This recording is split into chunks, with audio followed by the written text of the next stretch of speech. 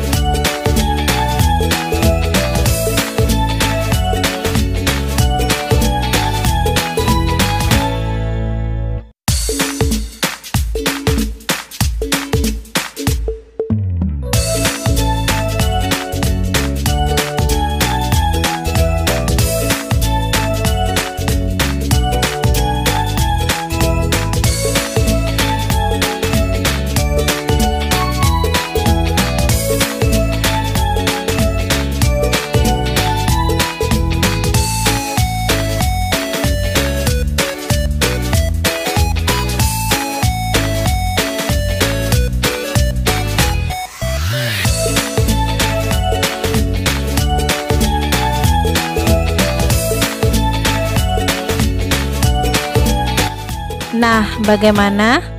Gampang kan cara buatnya? Inilah dia odading viral ala dapur Mamsi Sisi. Rasanya dijamin mantap. Silakan dicoba ya teman-teman.